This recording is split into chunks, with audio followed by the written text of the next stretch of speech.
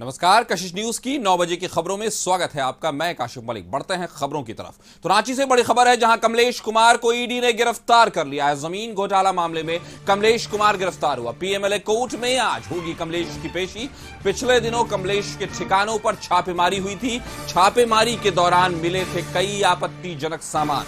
तो जमीन घोटाला मामले में कमलेश कुमार गिरफ्तार। पीएमएलए कोर्ट में आज होगी कमलेश की पेशी। इससे पहले भी 5 बार समन भेजा गया था, पर हाजिर नहीं हुआ था कमलेश। और कल जब छठा समन का दिन था, कल गिरफ्तारी हुई कमलेश की। जमीन घोटाला मामले में कई माफियाओं के जहां एक सिरे के तौर पर कमलेश की गिरफ्तारी हुई है, उसके ठिकानों पर छापेमारी के दौरान कई आपत्तिजनक, चाहे वो कैश का मामला हो, चाहे गोलियों का मामला हो, उसके यहां से वो चीजें जो है वो प्राप्त हुई थी। और डायरेक्टरेट ऑफ इन्फोर्समेंट यानी ईडी से अंचल में हुए जमीन घोटाले मामले में बड़ी कार्रवाई ईडी ने की है। कमलेश सिंह को ईडी ने कल 6 घंटे के पूछताछ के बाद गिरफ्तार कर ली है। अब उन्हें कोर्ट में पेश किया जाएगा और ईडी रिमांड पर लेगी, ऐसी उम्मीद जताई जा रही है। हालांकि इसी ऑफिस के अंदर कमलेश कुमार को रात भर रखा गया था और इससे पहले ईडी ने 5 समन जारी कर कमलेश सिंह को पूछताछ के लिए ईडी कार्यालय बुलाया था। लेकिन 5वें समन पर कमलेश सिंह ने जानकारी दी थी ईडी को कि उनकी मानसिक स्थिति ठीक नहीं है। स्वास्थ्य ठीक नहीं होने की वजह से वो ईडी कार्यालय आने में असमर्थ है। हालांकि इन सारी बातों के बीच फिर जब छठा समन जारी हुआ, 26 जुलाई को पूछताछ के लिए ईडी कार्यालय कमलेश सिंह को बुलाया गया, तो 26 जुलाई को ईडी कार्यालय आया और उनसे कई सवालों के जवाब से जब संतुष्ट नहीं हुई ईडी, तो उन्हें 6 घंटों की पूछताछ के बाद कमलेश सिंह को गिरफ्तार कर लिया गया।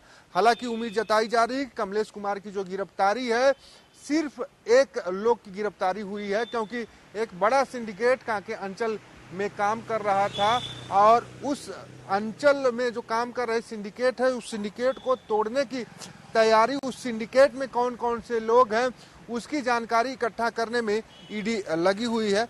हालांकि इससे पहले जब कांके अंचल के बुकरू और चामा मौजा ईडी की टीम पहुंची थी, ग्रामीणों से बातचीत की और उसके बाद जब कांके अंचल में छापेमारी हुई थी, उस दौरान कई अहम दस्तावेज ईडी के हाथ लगे थे और उस दौरान ईडी ने कांके सीओ और अन्य कर्मचारियों के मोबाइल फोन भी जब्त किए थे। हालांकि कांके सीओ जय कुमार राम और जमीन कारोबारी कमलेश सिंह के बीच बातचीत और लेन देन की बात सामने आई थी। मोबाइलों में साक्ष्य मिले थे और कई ऐसे काम साक्ष्य के तौर पर उस मोबाइल में मिले थे जो करने योग्य नहीं थे। हालांकि पूरा मामला गैर मुजरुआ और आदिवासी जमीन से जुड़ा हुआ है। अब देखना ये होगा कि आज जब ईडी कमलेश सिंह को कोर्ट में पेश करेगी, उस दौरान ईडी की ओर से कितने दिनों तक रिमांड की मांग की जाती है और रिमांड में क्या क्या साक्ष्य ईडी को की तरफ से कोर्ट में प्रस्तुत किए जाते हैं, जिसके आधार पर ईडी रिमांड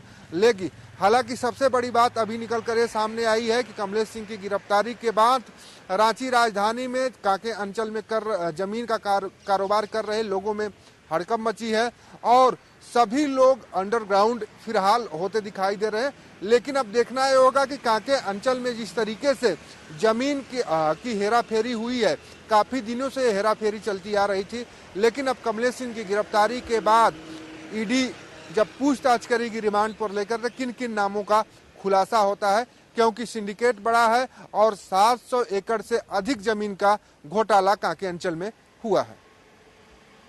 अपने सहयोगी संदीप स्वांसी के साथ राहुल कुमार, कांके अंचल।